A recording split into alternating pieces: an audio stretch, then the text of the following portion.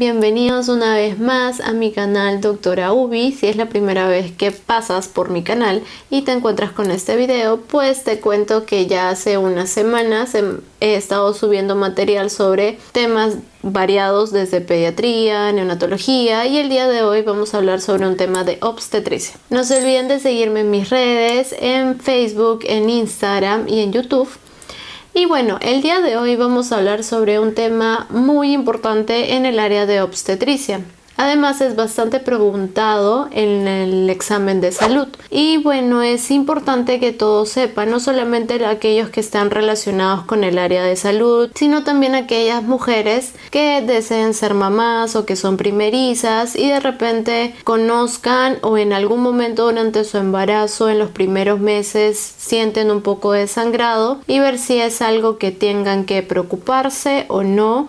Si es algo malo, es algo bueno, y más o menos el hecho de saber un poco sobre el tema calma bastante a la persona. Así que quédense hasta el final, puesto que les voy a mencionar las 4 enfermedades más importantes en relación al tema de hoy, el cual es hemorragias en el primer trimestre del embarazo. Y espero les guste mucho la exposición.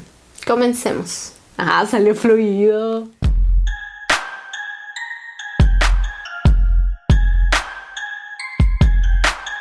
El día de hoy voy a empezar con un caso clínico para que ustedes más o menos sepan cómo es que llegaría una paciente en relación a una de las 4 enfermedades que les voy a hablar, y luego ya les voy a hablar un poco sobre la teoría, la revisión teórica. Ya, bueno. En relación a lo que es el caso clínico obstétrico, vamos a hablar en cuanto a la paciente. La historia clínica es una mujer de 40 años, casada, que no cuenta con ninguna alergia, ni a comida, ni a ningún tipo de medicamento. Es muy importante tener en cuenta esas preguntas básicas para la anamnesis. Si bien es cierto, hay varias preguntas que se tienen que hacer, pero en caso sea una paciente que venga por emergencia, hay una que otras preguntas que sí o sí se tienen que hacer. Y una de ellas, preguntar en relación a lo que es alergias, es muy importante, ya que de repente a lo largo del tratamiento se es necesario administrar algún medicamento, algún antibiótico o algo en relación a mejorar los síntomas de la paciente, y si ella es alérgica a este medicamento, pues puedes ponerla en riesgo a ella. En cuanto a antecedentes, la paciente niega enfermedades previas o familiares. En cuanto al tiempo de enfermedad, es de un mes. El inicio es insidioso, el curso es progresivo, y dentro de los síntomas tenemos metrorragia, disminución de apetito, cefalea persistente y disnea. ¿Qué es lo que nos cuenta la paciente? La paciente refiere que ya desde hace un mes aproximadamente ella está presentando sudoraciones, calores, irritabilidad y disnea a pequeños esfuerzos. Además, ella indica que ha tenido ya una amenorrea, es decir, que ya no ha estado teniendo su menstruación, no ha estado sangrando desde hace 6 semanas aproximadamente. La paciente indica que la amenorrea que ella ha presentado, más las sudoraciones, los calores, los cambios de humor, la irritabilidad, le hizo pensar a ella que ya se estaba acercando a la menopausia, puesto que ella unió, ok, tengo 40 años más todos mis síntomas, entonces lo más probable es que yo ya esté entrando a la menopausia. Sin embargo, ella indica que 3 semanas posteriores a esto se le agregaron náuseas y vómitos, motivo por el cual ella a la semana siguiente se realiza lo que es una prueba de embarazo y le sale positivo. Ella actualmente indica que estos vómitos, náuseas se han hecho más frecuentes y esto le está impidiendo ganar peso. Aparte de que no está con mucho apetito, entonces ella indica que está perdiendo una cierta cantidad de peso, pero no lo ha cuantificado. Actualmente la paciente acude a emergencia debido a que presenta un sangrado vaginal que no cede con 3 días de evolución. Lo que ella refiere es que hace 2 días ella no acude a emergencia, puesto que era un pequeño sangrado y que también estaba cediendo.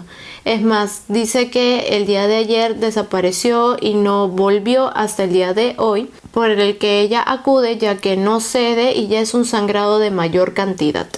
Además, ha presentado ya una cefalea persistente que ella refiere que no ha tomado ningún medicamento, puesto que tiene miedo que eso afecte a su embarazo. En cuanto al ingreso, la nota refieren que las funciones vitales tienen una frecuencia cardíaca de 110 latidos por minuto, una frecuencia respiratoria de 28 respiraciones por minuto y una presión de 190/60. Podemos ver que están alteradas. La paciente está con taquicardia, está con una presión elevada. Las funciones vitales no están de la manera más adecuada. Tengan en cuenta cuánto está la presión. Si la presión está en 190/60, está bastante elevada. En cuanto al examen físico, tenemos un paciente lúcido, orientado en tiempo, espacio y persona. Sin embargo, la paciente se encuentra en mal estado general y también está en mal estado nutricional con una palidez acentuada. En cuanto a la piel y el tejido celular subcutáneo, se ven mucosas pálidas. También se observa un edema bilateral simétrico moderado en miembros inferiores. Recuerden que al principio la paciente también estaba con una disnea de pequeños esfuerzos. Ya esto ahora se le está viendo que está con un edema bilateral. Y también recuerden que la presión de la paciente no es la más adecuada. Entonces podemos estar pensando que hay un problema de fondo cardiológico. En cuanto al aparato respiratorio, ya que la paciente acude porque ha estado con falta de aire, tenemos murmullo vesicular disminuido en ambos campos pulmonares, con mayor predominio del lado derecho. Pero el murmullo vesicular no está pasando de la manera más adecuada. Y en cuanto a aparato gastrointestinal, abdomen globuloso, blando y no doloroso. Ahora, en cuanto a la exploración ginecobstétrica, que es algo que lo tienen que hacer bien a fondo, sabiendo que es una paciente que ya se ha hecho su prueba de embarazo, le ha salido positivo, entonces tienen que hacer su examen físico, ginecológico y obstétrico de manera muy minuciosa. En realidad, todo lo anterior que les he dicho también lo tienen que hacer de manera minuciosa. Es decir, todo aquello que ustedes vean que está relacionado, si es algo pulmonar, algo cardiovascular, lo tienen que hacer muy minuciosamente, puesto que los síntomas de la paciente están girando en torno a esos aparatos. A nivel ginecológico, ¿qué tenemos? Que la paciente refiere que su menarquia, es decir, su primera menstruación, ha iniciado a los 12 años. Su fecha de última regla, ella refiere que no lo recuerda con exactitud, pero que son aproximadamente de 10 semanas, por lo que podemos decir que la paciente tendría 10 semanas de gestación. Sin embargo, no es una fecha que ella lo recuerden con exactitud, así que no se fíen mucho y no pongan las manos a fuego porque su paciente tenga estas 10 semanas de gestación. Probablemente tenga más, probablemente tenga menos, ya que como la paciente refiere que no lo recuerda con exactitud, tienen que evaluarlo ustedes después la semana gestacional de manera adecuada con la eco. En cuanto al régimen catamenial, ella refiere 4 de 30, y en cuanto a métodos anticonceptivos, ella indica que hace uso de condón. Sin embargo, hace 2 meses ella ya no lo usa debido a que pensó que ya estaba ingresando durante la etapa de la menopausia, y como ella solamente cuenta con una pareja sexual que es su esposo actualmente, pues refirió ya no querer usar más métodos anticonceptivos, pero ella sí ha hecho uso del condón. A nivel obstétrico tenemos un Gesta 2 para 0010, es decir, ya van 2 gestaciones. Y el 1 de aquí lo que nos indica son las pérdidas, que pueden ser por una mola, puede ser por un aborto, un embarazo ectópico. Recuerden que el primer 0 es de una gestación a término, el otro 0 es de una gestación pretérmino, y el último 0 es para todos aquellos que están actualmente vivos. Eso es lo que siempre tienen que poner en una paciente que acuda por un control obstétrico. Si la paciente ya refiere que está embarazada, le tienen que hacer su gesta para, puesto que es muy importante para todo lo que venga en relación al embarazo saber si ella ha tenido alguna pérdida, algún embarazo ectópico, alguna mola, cuántas gestaciones ha tenido, si ha tenido gestaciones gemelares o no. ¿A qué se refiere con esta pérdida? La paciente lo refiere como un aborto espontáneo hace 3 años. ¿Por qué le hago énfasis a esta palabra de aborto espontáneo? En la exposición lo van a ver ustedes mejor. Hay un concepto específico para aborto espontáneo, pero muchas veces las pacientes acuden diciendo fue un aborto espontáneo, eso fue lo que me dijeron, yo sangré y bueno. Pero hay diversos tipos de aborto y no todos son abortos espontáneos, pero la paciente lo cataloga así, por eso lo colocamos así. Y la paciente refiere que no tiene controles prenatales, puesto que se acaba de dar cuenta hace menos de una semana que está embarazada y como ha presentado este sangrado, ella prefería ingresar por emergencia. En cuanto a la evaluación, hay que tener en cuenta que siempre tenemos que medir la altura uterina. Es muy importante en una paciente que está acudiendo por un embarazo, que ya sabemos que es una gestante, tenemos que calcular la altura uterina porque esa nos va a ayudar a diferenciar qué patología se puede tratar. Por ejemplo, en este caso nos cuenta que es una altura uterina de 20 centímetros. Si se dan cuenta, en base a lo que la paciente nos ha dicho, ella no recuerda con exactitud cuándo fue su fecha de última regla, pero ella refirió que aproximadamente 10 semanas. ¿Qué quiere decir eso? Algo que tienen que tener en cuenta, que no lo puedo explicar mucho acá, probablemente en otra exposición les hago un tema específico para evaluación gestacional, es que la semana gestacional en ciertas semanas, por así decirlo, tiene correlación su tamaño con la altura uterina. Para 20 centímetros de altura uterina no corresponde a 10 semanas de gestación. A 10 semanas de gestación la paciente normalmente debería tener una altura uterina de 12 centímetros a lo mucho, pero no, 20 es demasiado. ¿Qué quiere decir? Que acá no es coherente o no concuerda más que todo la altura uterina con la semana de gestación. Y eso ténganlo en cuenta, recuérdenlo bien ahorita porque eso está muy relacionado a una de las patologías de las 4 que les voy a mencionar el día de hoy. ¿Qué es otra cosa muy importante? Recuerden que si es una paciente que acude porque está sangrando, tiene un sangrado vaginal, está en las primeras semanas gestacionales, ¿qué es lo que tienen que hacer? 1, la altura uterina. 2, tienen que hacerle tacto vaginal. Sí o sí le tienen que hacer tacto vaginal. Acá lo que nos refiere el tacto es un cervix blando, cerrado, que no se palpan partes fetales. Sangrado vaginal sí, pero de regular cantidad con coágulos. ¿Por qué refieren que no se palpan partes fetales? Porque una de las patologías que ocurren en las hemorragias del primer trimestre son los abortos. Para tú poder diagnosticar un aborto, les voy adelantando un poco la exposición, ustedes tienen que tener en cuenta que tienen que hacer tacto vaginal. En base al tacto vaginal ustedes van a ver si el cervix está cerrado o está abierto y qué tipo de aborto sería esto.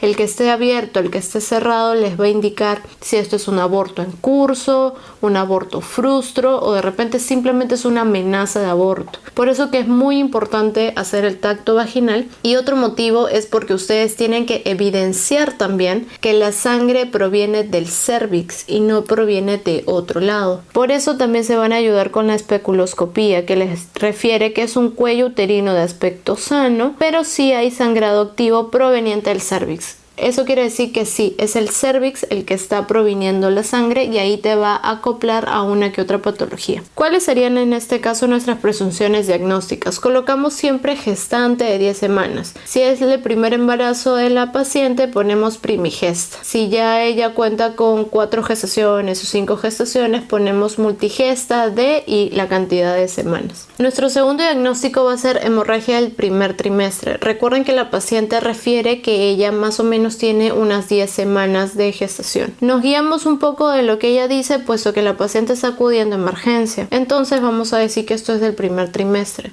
Recuerden que hay hemorragias también del segundo trimestre del embarazo y eso son otras patologías diferentes a esta. ¿Qué es lo que vamos a descartar en este caso en la paciente? 1 es la mola hidatiforme, 2 la amenaza de aborto y 3 el aborto retenido. ¿Por qué pensamos en una mola hidatiforme? Por el dato que les dije de la altura uterina. Es muy característico y se los voy a explicar mejor más adelante que en la mola hidatiforme la altura uterina es mayor a la semana gestacional que refiere la paciente, porque la mola es un tumor. Entonces va a ser una masa que aumenta el tamaño y hace pensar como si la altura uterina fuera mayor porque el feto es más grande, pero no es porque sea el feto el que está creciendo, sino que es la masa la que está creciendo de tamaño. ¿Por qué pensamos en una amenaza de aborto? Porque la paciente está con sangrado. Otro motivo es porque la paciente no tiene una fecha de última regla exacta. Puede que la paciente haya tenido, esté con más de 10 semanas de gestación y la altura uterina sí corresponda con la semana gestacional. Entonces podríamos decir nosotros que es una amenaza de aborto porque el cervix está cerrado. Cuando el cervix está cerrado, nosotros pensamos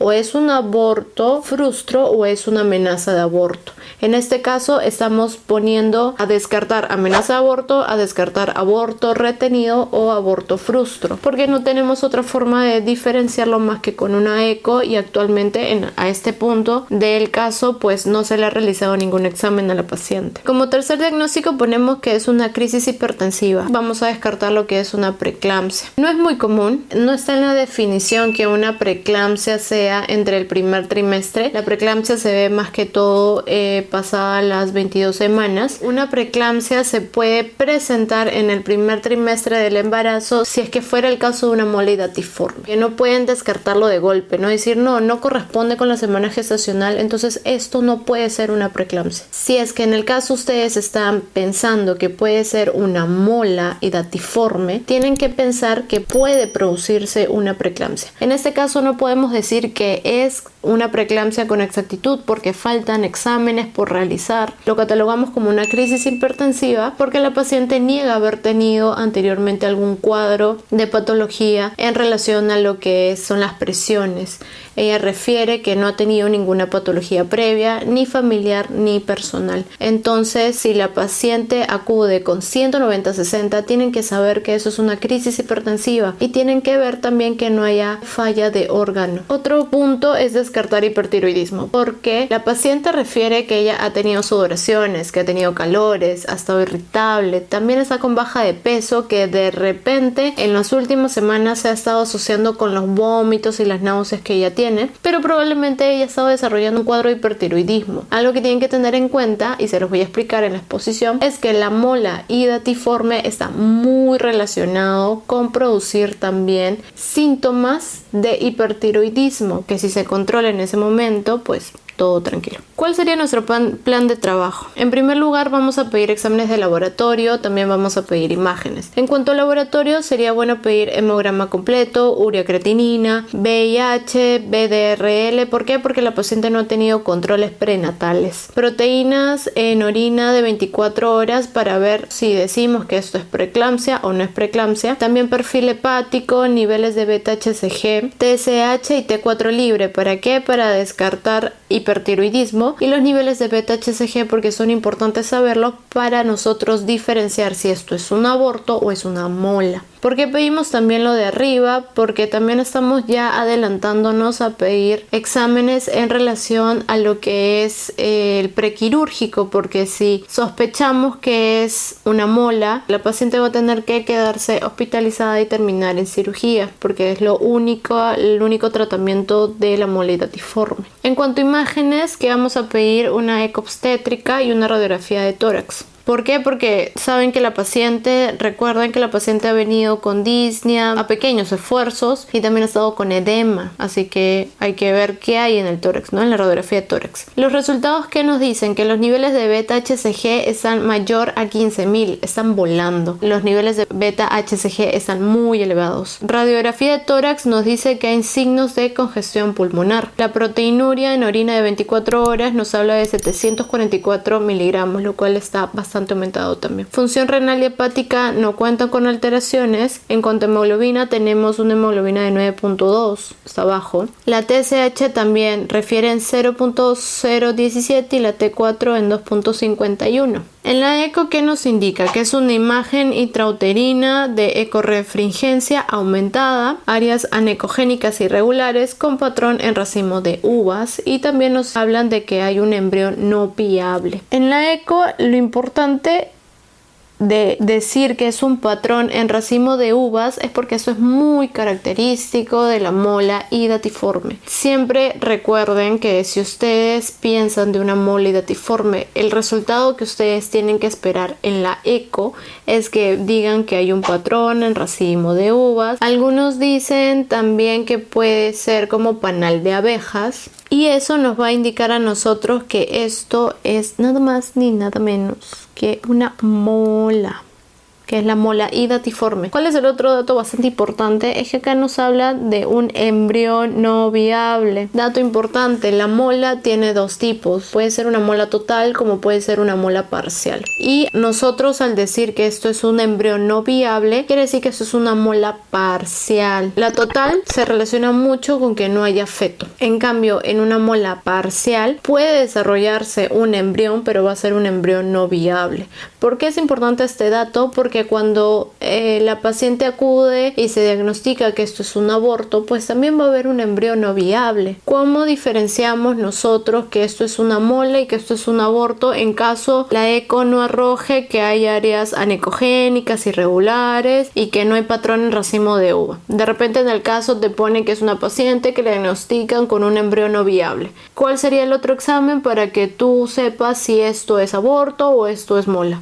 Esto será muy fácil para mí. En las literaturas hablan de la ecodoppler. La ecodoppler lo que nos va a decir a nosotros es ¿hay flujo sanguíneo o no hay flujo sanguíneo? Y van a ver dos cosas. Si hay flujo sanguíneo, recuerden que eso es diagnóstico de aborto. En caso refieran que no hay flujo sanguíneo, eso es mola hidatiforme, ya que la mola, al ser un tumor, no cuenta ella sola con un flujo sanguíneo propio. La mola lo que hace es crecer para encontrar un lugar donde ella pueda adquirir este flujo sanguíneo. En cambio, si fuera un aborto, el embrión es no viable, sí, pero la placenta va a seguir teniendo el flujo sanguíneo que proviene de la madre. Por ende, va a haber presencia de flujo sanguíneo en el caso que se le tome una ecodoppler. Y esa es la forma de tú diferenciar esto es un aborto o esto es una mola. En base a los resultados, ¿qué se pasa a hacer? Se diagnostica lo que es una mola hidatiforme parcial, se le toma una TAC cerebral a la paciente, de tórax y pélvica también. ¿Por qué? Porque deseaban descartar algún tipo de metástasis. Recuerden que si a la paciente se le diagnostica de una mola, la paciente tiene alto riesgo de que haya hecho ya metástasis. Los lugares más importantes es revisar cerebro, tórax y pelvis. A donde hace metástasis más frecuentemente es al tórax. Y la paciente ya ha acudido con disnea, entonces está afectándose ya la parte pulmonar. Lo bueno en este caso es que al momento de hacerse la radiografía de tórax apareció un edema y al momento de hacer la TAC pues no se ha visto ninguna masa ni nada. Es más, si hubiera habido alguna masa, alguna metástasis, se hubiera podido evidenciar también una que otra mancha en la radiografía de tórax, pero en este caso la radiografía de tórax solamente arrojó que había congestión pulmonar. Recuerden que es muy importante, en el caso de una mola hidatiforme va a tender a atacar y a producir edema, a producir congestión en los pulmones, así que recuerden que siempre tienen que sacar una radiografía de tórax y descartar metástasis, TAC cerebral, una de tórax y una pélvica. ¿Qué es lo que se le hizo en esa paciente? Pues se le colocó ya una vía endovenosa para pasar los medicamentos. La paciente, la crisis hipertensiva se ha tratado con la betalol, se le realiza ya una interconsulta con ginecobstetricia. En base a los resultados ya se le diagnosticó de la mola hidatiforme, de lo que fue la preeclampsia. ¿Por qué? Porque tenía la presión elevada en la primera,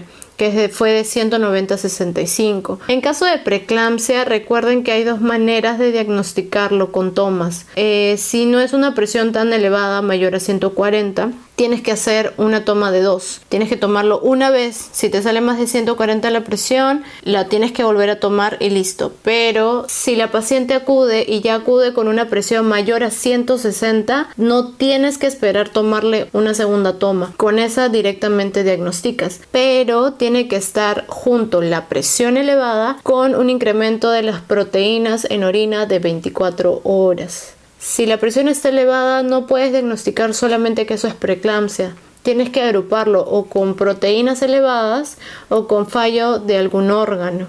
Hay que ver si en una de estas clases o en una de las próximas exposiciones pues les hablo de preeclampsia, porque es un tema bastante bonito y tiene un montón de datos. Pero en este caso, ¿por qué se le diagnostica a la paciente de preeclampsia? Porque la paciente ha tenido ya desde que ha llegado una presión de 190 a 65. Con eso ya dices, ok, tiene un criterio, está con la presión elevada. Se le toma por eso las proteínas en orina de 24 horas y esta sale mayor a 300. Entonces ya ahí ya lo diagnosticas y dices, ok, esto es una preeclampsia. ¿Y por qué motivo es que se ha presentado esta preeclampsia en el primer trimestre? Porque la paciente ha tenido mola hidatiforme. Otro punto fue la anemia. Sí, la paciente estaba con 9.2, hay que tener en cuenta eso porque puede tener riesgo de seguir perdiendo sangre. Aparte de que va a tener que entrar a sala para poder sacarse esa mola y pues no podemos meter a sala de operaciones a una paciente que está ahorita con anemia porque hay un poco de riesgo de pérdidas durante la operación de mayor cantidad de sangre, así que hay que manejar eso. Lo otro que se le diagnostica es el hipertiroidismo. Vean que la paciente ya ha estado teniendo desde hace un mes todos estos síntomas de sudoraciones, calores, irritabilidad, que la paciente pensó que ya estaba entrando en su menopausia porque dijo, sí, es que estoy con calores, cambios de humor, ya no estaba con mi menstruación, entonces ya pensé que estaba entrando ya la menopausia. Y no, en realidad era todo el cuadro relacionado a esta mole datiforme. Así que tienen que tenerlo en cuenta. La paciente también refiere que ya empiezan a iniciar con síntomas de trabajo de parto, por lo cual ya deciden hacerle la transfusión y se le programa a la paciente para el legrado aspirativo. Ese es el único tratamiento para la mola, ¿sí? Se tiene que sacar. Tienen que hacerle un legrado porque no le vas a dejar un tumor a la paciente para que siga creciendo y creciendo y creciendo. No. Tienen que sacarlo porque eso también trae complicaciones que se los voy a explicar en la otra clase. Y también tenemos el control de hormonas tiroideas y lo que es el control ginecológico. Eso es lo que se le hace a la paciente. Entonces, me acabo de dar cuenta que el tema ha sido largo, pero se los he querido explicar datito a datito para que lo entiendan. Voy a hacer otro video explicando la teoría. Ahora ustedes pueden decidir si ver este video antes o verlo después de la teoría. De repente en algún momento ustedes dicen, no, pero no entiendo porque no sé qué es una mola, no sé cómo diagnosticar un aborto, no sé a qué otras enfermedades se refieren. Entonces, si no entiendes un poco de los conceptos de los que estoy hablando en el casito, pues te puedes ir directamente a esta parte del link y ahí haces clic y te va a mandar a la explicación de solamente la teoría. Y eso va a ser todo hasta esta oportunidad. Ese va a ser el video. Espero les haya gustado, lo hayan entendido. Si hay alguna parte que no entienden, se van directo a la teoría y eso les va a ayudar muchísimo porque ahí lo estoy explicando todo bien detalladito. Ahora, no olviden seguirme en mis redes, en Facebook, en Instagram y en YouTube. Si este video les gustó, pues háganle clic a la manito hacia arriba y también me ayudarían mucho compartiendo este video a otras amistades que tengan. No se olviden, aquellos que ya me ven seguido, de activar la campanita y esa les va a avisar cada vez que yo suba un video. Trato de subir siempre un video cada semana, pero si no es posible porque tengo exámenes o algo, esta semana está siendo bastante trajinada para mí porque estoy en finales. ¿Por qué me persigue la desgracia? Pero estoy grabando el video con mucho amor, por favor, véanlo. Y nada, muchísimas gracias por todo, les deseo un buen fin de semana y listo, nos vemos ya la próxima semana. Chao, me sale bonito.